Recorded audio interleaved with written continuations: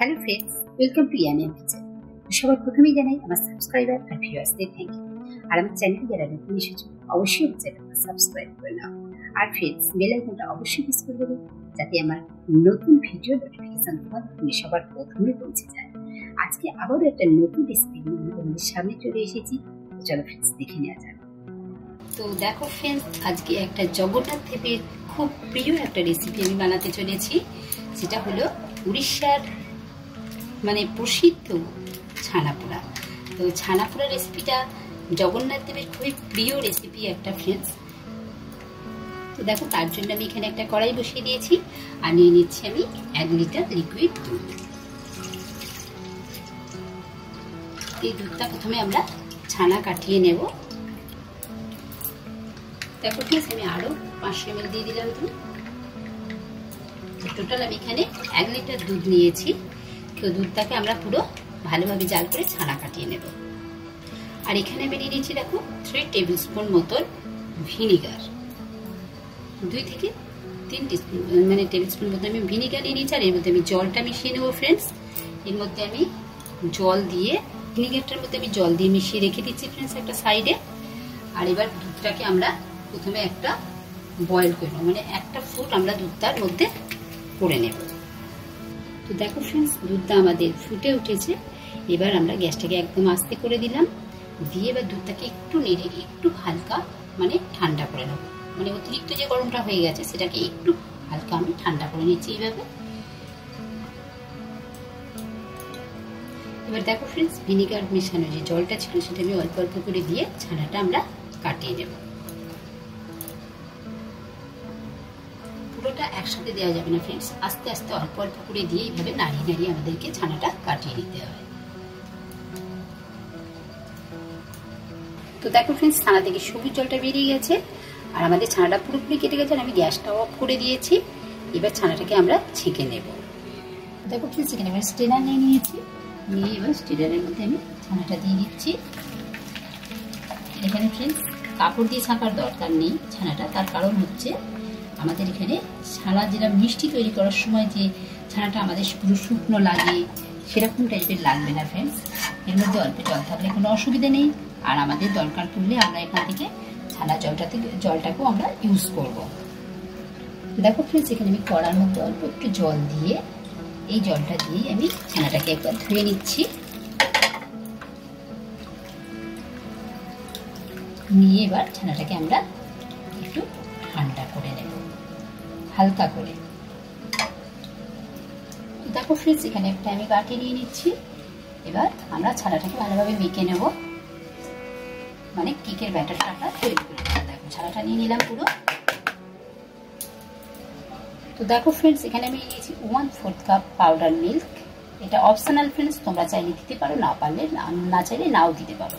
নিয়েছি 2 table spoon সুজি, নিয়েছি 4 টেবিল স্পুন চিনি, এখানে নিয়েছি 1 টিস্পুন বেকিং পাউডার, আর নিয়েছি 1 টেবিল স্পুন বাটার। তোমরা বাটারের বদলে এখানে ঘিও ইউজ করতে পারো ফ্রেন্ডস, কোনো অসুবিধার কারণ নেই। তো চলো, প্রথমেই এখানে আমি দিয়ে দিচ্ছি ছানাটার মধ্যে দিয়ে দিলাম সুজিটা, তারপরে দিয়ে দিচ্ছি চিনি।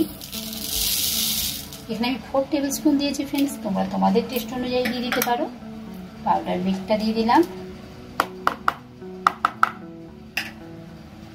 দিয়ে দিচ্ছি বেকিং পাউডার। সবকিছু দিয়ে ফ্রেন্ডস খুব ভালোভাবে এগুলিকে আমাদেরকে মিশিয়ে নিতে হবে। আমি হাতে করেই করছি ফ্রেন্ডস, যাতে জিনিসটা ভালোভাবে মিশে যায়।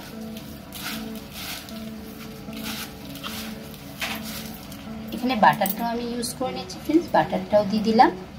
তোমরা এখানে চাইলে ফ্রেন্ডস ঘি ইউজ করতে পারো। দিয়ে ভালোভাবে এটাকে আমরা খুব সুন্দর ব্যাটার তৈরি করে নেব। যেরকম কেকের একটা সুন্দর ব্যাটার হয় ফ্রেন্ডস, সেরকমই এটাকে আমাদেরকে করে নিতে হবে। চিনির দানাগুলো যাতে ভালোভাবে গলে যায় আর সুজিটা যাতে ভালোভাবে ফুলে ওঠে।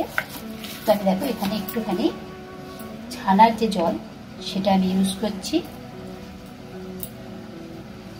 2 টেবিল স্পুন আমি দিলাম।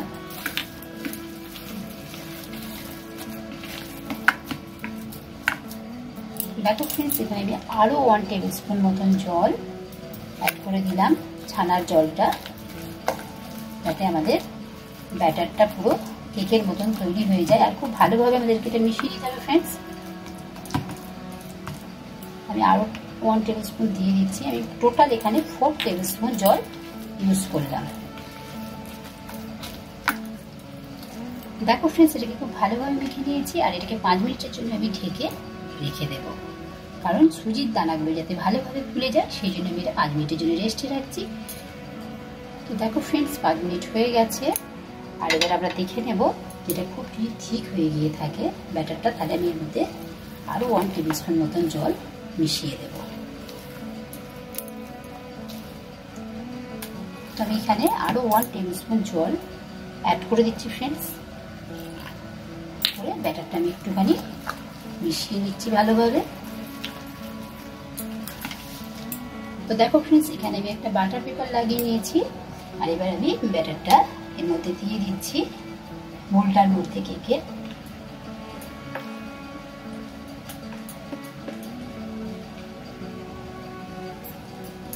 দিয়ে ভালোভাবে এইভাবে বসিয়ে দেবো, মানে চালিয়ে দেবো চারিদিকে ভালোভাবে একদম সমান করে।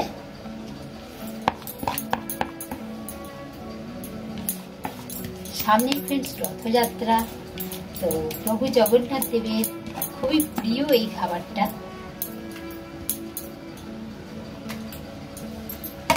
দেখো ফ্রেন্ডস, এইভাবে ভালোভাবে আমরা এটাকে চারিদিকে সমান করে দেবো। এটাকে একটু টাইট করে দেবো বুটটাকে।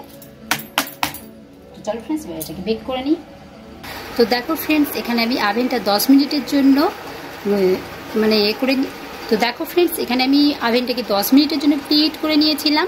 করে নিয়ে আমি 160 ডিগ্রিতে 20 মিনিটের জন্য শুধু নিচের রডটা অন করে এটা আমি বেক করতে বসিয়ে দিয়েছি। তো 20 মিনিট পর আমি ফিরে আসছি। দেখো ফ্রেন্ডস, কেকটা আমাদের বেক হয়ে গেছে। আর কেকটা প্রচণ্ড পরিমাণে ফুলে গেছিলো ফ্রেন্ডস। দেখো এখন ঠান্ডার মধ্যে রাখার জন্য বসে গেছে। ছানার কেক অ্যাকচুয়ালি বেশি ফোলে না, তো এই কেকটা খুব ফুলেছিল। তো সেই সিনটা তোমাদেরকে আমি দেখাতে পারলাম না ফ্রেন্ডস, কারণ আমি ওটা শ্যুট করতে ভুলে গেছিলাম। আর দেখো ফ্রেন্ডস, আমার টোটাল এখানে সময় লেগেছে 40 মিনিট। তো 20 মিনিট আমি এমনি একটা রড অন করে করেছিলাম দেখলে, আর 20 মিনিট আমি 2টো রড অন করে নিয়েছি কেকটা বেক। তো টোটাল আমার 40 মিনিট লেগেছে। আর যাদের কাছে ফ্রেন্ডস মাইক্রোওভেন থাকবে না, তারা গ্যাসেতেও করে নিতে পারো। একটা কড়াইয়ের মধ্যে স্ট্যান্ড দিয়ে প্রথমে সেটাকে প্রিহিট করে নেবে 10 মিনিটের জন্য। করে নেবার পর তারপরে ব্যাটারটা তৈরি করে বসিয়ে দেবে। ওই 40 থেকে 45 মিনিট মতনই সময় লাগবে, লো ফ্লেমেতে করে নিতে হবে। তাহলেও তোমাদের ছানার কেক খুব সুন্দরভাবে তৈরি হয়ে যাবে। তো দেখো ফ্রেন্ডস, আমাদের কেকটা তৈরি হয়ে গেছে। এবার চলো কেকটাকে আমরা ডিমোল্ড করি।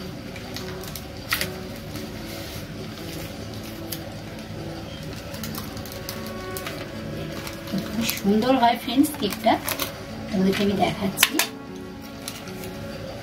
কেকটা কত সুন্দর হয়েছে। তোমরা দেখলেই বুঝতে পারবে।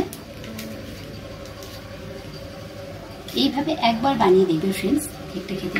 কেকটা দেখতেও যত সুন্দর হয় আর খেতেও খুবই সুন্দর হয় ফ্রেন্ডস। তোমাদেরকে আমি দেখাচ্ছি, দেখো কত সুন্দর হয়েছে। দেখো ফ্রেন্ডস কেকটা, দেখো দেখে বুঝতে পারছো কতটা সুন্দর হয়েছে। আর খেতেও ঠিক ততটাই সুন্দর হয়। প্রভু জগন্নাথকে অবশ্যই বানিয়ে দেবে ফ্রেন্ডস। সামনে হচ্ছে আমাদের রথযাত্রা। তো চলো তোমাদেরকে আমি এখান থেকে একটা পিস করে দেখাচ্ছি যে কেকটা কত সুন্দর হয়েছে। একদম নরম তুলোর মতো আর খুবই সুন্দর, যাকে বলে এত সুন্দর হয় ফ্রেন্ডস। তোমরা না একবার ট্রাই করলে বুঝতে পারবে না।